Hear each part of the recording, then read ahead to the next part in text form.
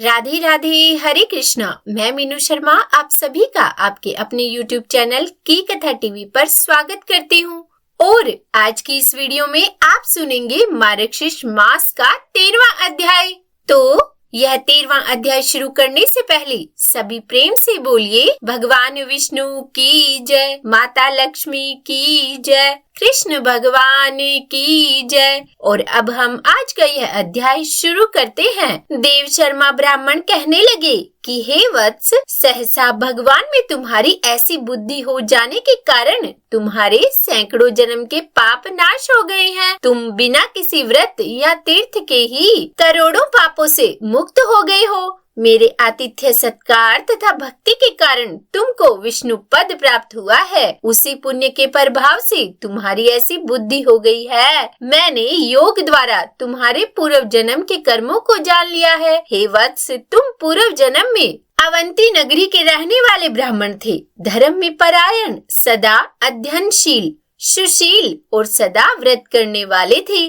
परंतु तुमने विष्णु भगवान का एक दशमी विद्या एकादशी का व्रत कर लिया और उसी से तुम्हारे समस्त पुण्य नष्ट हो गए। जैसे शूद्रा का पति होकर ब्राह्मण नष्ट हो जाता है, वैसे ही तुम्हारे सब पुण्य नष्ट हो गए। कई हजार वर्ष तक तुमको नरक यातना भोगनी पड़ी और इसी पाप से जो तुमको दशमी विधा व्रत के करने से हुआ, तुम शूद्र हुए और पाप में वृद्धि हो गई तथा धर्म में चित्त नहीं लगता था। विदर्भ नगर में तुम्हारी लड़की का लड़का रहता है। उसने विधि पूर्वक एकादशी का व्रत किया और अखंड एकादशी के व्रत का पुण्य उसने तुमको दिया।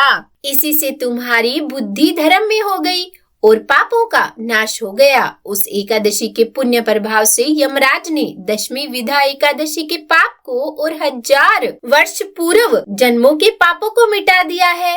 इस प्रकार वह शूद्र और देव शर्मा ब्राह्मण दोनों बातचीत कर ही रहे थे कि स्वयं भगवान वहां पर आकर उपस्थित हो गए और कहने लगे कि हे शूद्र, तुम्हारा स्वागत है। मैं तुम पर अति प्रसन्न हूँ। तुमने ब्राह्मण का आतिथ्य सत्कार किया, जिससे तुम्हारे सब पाप नाश हो गए। तुम्हारे नाती से किए गए एकादशी के व्रत के प्रभाव से तुम्हारा दशमी युक्त एकादशी व्रत करने का पाप नाश हो गया और उस पुण्य के द्वारा तुम्हारा उद्धार हो गया। तुम अपनी पत्नी सहित गरुड़ पर सवार हो जाओ। और ऐसा कहकर देवादिदेव भगवान विष्णु ने उनको अपने विमान पर बैठाया। और हे राजन, शूद्र शरीर से तुम स्वर्ग को गए और देव शर्मा ब्राह्मण तीर्थराज प्रयाग को गए। सो हे राजन, जो कुछ तुमने पूछा था उसका उत्तर मैंने दिया। अखंड एकादशी के व्रत के पुण्य से तथा अतिथि सत्कार से तुमको भगवान की भक्त और पतिव्रता स्त्री मिली और निष्कंटक राज्य भी मिला। यह कथा सुनकर राजा वीर बाहु बोले कि हे ब्राह्मण, विष्णु भगवान को प्रसन्न करने वाली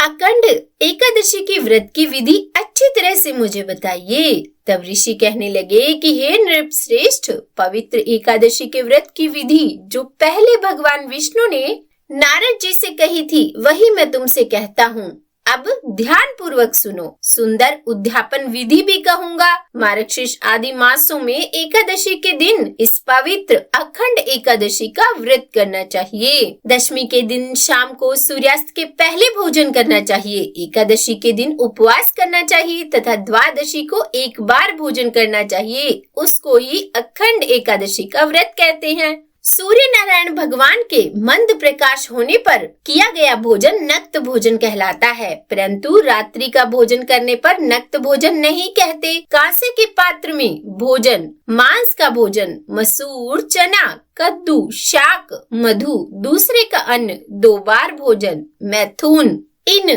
10 कर्मों को विष्णु भक्त दशमी के दिन कभी न करे। हे राजन, यह दशमी की विधि है। अब एकादशी की विधि सुनिए। अनेक बार जल पीना, हिंसा, अशौच, मिथ्यापान, लकड़ी का दातुन, दिन में सोना, मैथुन, जुआ खेलना, खेलकूद करना, रात्रि में सोना, पतितों से भाषण, ये 11 कर्म एकादशी के दिन विष्णु भक्त कदापि ना करे और भगवान से यह प्रार्थना करे कि हे केशव, आपकी प्रसन्नता के लिए मैंने आज की रात्रि तथा दिन के लिए यह नियम किया है और हे देवेश, आज मेरे लिए स्त्री सुख और भोजन सुख नहीं होगा, इन दोनों का मैंने परित्याग किया है। परंतु हे पुरुषोत्तम, यदि स्वप्नावस्था में विकल होकर मैं भोजन करूं या मैथुन हो जाए या दांतों में लगा हुआ भोजन का कोई कण रह जाए तो उसको क्षमा करना। और अब तुम्हें मैं उपवास के लक्षण कहता हूँ। पाप कर्मों से निवृत्त होकर जो दया, दक्षिणा आदि गुणों के साथ बुद्धिकृत वास है, उसी को उपवास कहते हैं। कि उपवास शरीर के शोषण करने को उपवास कहते हैं। विष्णु भक्त पूर्वोक्त 10 काम, मधु या मध्य तथा शरीर का मर्दन आदि द्वादशी को त्याग दे और यह कहे कि हे गरुड़ ध्वज, आज मुझे पाप नाशिनी पवित्र द्वादशी प्राप्त हुई है, अतः आज मैं पारण करूंगा, आप प्रसन्न होइए। और उसके पश्चात ब्राह्मणों से कहे कि हे द्विजोत्तम, मैंने विष्णु भगवान की प्रसन्नता के लिए एकादशी का नियम लिया है और आज आपकी कृपा से मैं भोजन करूंगा। और इसी विधि से 1 वर्ष पर्यंत व्रत करे। वर्ष के पूर्ण हो जाने पर बुद्धिमान उसका उद्यापन करे, आदि मध्य तथा अंत में उद्यापन करे। जो उद्यापन नहीं करता है वह कुष्ठ और अंधा होता है। अतः अपनी शक्ति के अनुसार उद्यापन अवश्य करना चाहिए और वो उद्यापन पवित्र मार्गशीर्ष मास के शुक्ल पक्ष में करें। विधि को जानने वाले 12 ब्राह्मणों और 13वें अच्छे विद्वान स्त्री सहित आचार्य को बुलाकर यजमान शौच आदि स्नान कर श्रद्धा से जितेंद्रिय होकर पाद्य, अर्घ, वस्त्र आदि से आचार्य का पूजन करें। उसके पश्चात आचार्य पंचरंगों से सुंदर सर्वतो भद्र चक्र कमल बनाकर सफेद वस्त्र से वेष्टित कर और पंचरत्न डालकर घट को जल से पूर्ण भरे तथा पंच पल्लवों से युक्त कर अगर कपूर से सुगंधित करे। घर पर तांबे का पूर्ण पात्र रख कर लाल कपड़ा और पुष्प माला उसके चारों तरफ लपेटे और सर्वतोभद्र मंडल के ऊपर स्थापित करे। उस घट के ऊपर भगवान लक्ष्मी नारायण की प्रतिमा स्थापित करें। प्रतिमा 16 मासे सोने की बनाए, वाहन तथा शस्त्र से युक्त तथा 4 अंगुल प्रमाण की होनी चाहिए, अथवा जैसी शक्ति हो वैसी ले लें, परंतु धन रहने पर कंजूसी ना करें। मूर्ति स्थापित करके मंडल में 12 मासों के देवताओं की स्थापना करे और अखंड एकादशी व्रत के निमित्त उनके स्वामियों की पूजन करे। मंडल के पूर्व दिशा में सुंदर शंख की स्थापना करे और कहे कि हे 5 जन्य, प्रथम आप समुद्र में उत्पन्न हुए, फिर विष्णु भगवान ने आपको अपने हाथ में धारण किया तथा समस्त देवताओं ने आपका निर्माण किया।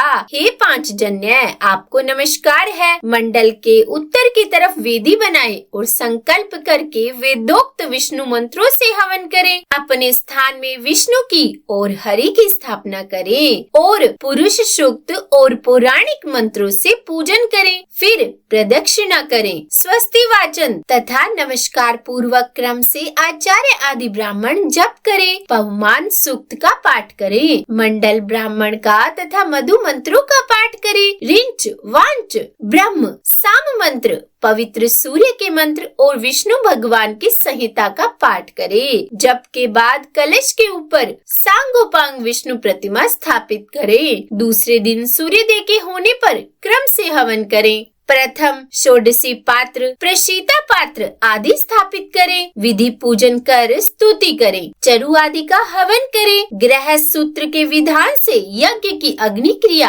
आदि को करें तथा 2 चरु बनाएं, जिसमें भगवान विष्णु के निमित्त 1 पायस यानी कि खीर की चरु बनाए। उस खीर की पुरुष सूक्त की 16 आहुतियां दे और घृत युक्त 4 आहुतियां दे। घृत में भिगोकर इंद्र विष्णु इस मंत्र से आदेश मात्र अर्थात अंगूठा से तर्जनी पर्यंत पलाश की समिधा से कर्म सिद्धि के निमित्त हवन करें। 101 समिधा की आहुति देकर 202 तिल की आहुति दे और इस प्रकार वैष्णव यज्ञ के पश्चात ग्रह यज्ञ आरंभ करें। समिधा के होम चरु और होम तिल कर्म से करें। दोनों हवन में स्वस्ति वाचन का पूजन करें। उसके पश्चात ब्राह्मणों को धेनु आदि ग्रह दक्षिणा दें। प्रधान देवता के आचार्य को यथाविधि दक्षिणा दें। दूध देने वाले गाय तथा सुंदर बैल का दान करें। 13 ब्राह्मणों को 13 पदों का दान करें। सपत्नी आचार्य को वस्त्रों से तथा महादान देकर प्रसन्न करें। प्रधान कलश आदि और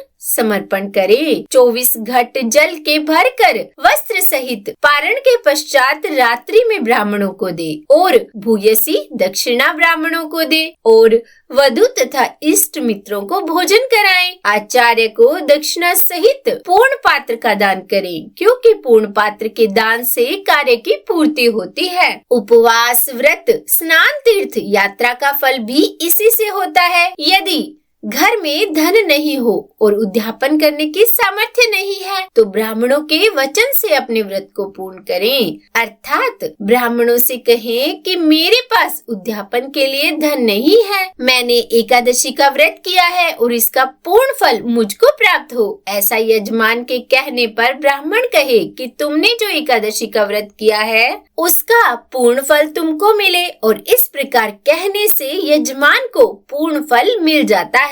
अपनी शक्ति के अनुसार उद्यापन आदि कार्यों को करे और भगवान कहते हैं कि हे पुत्र, मैंने यह सब अखंड एकादशी का व्रत तुमसे कह दिया।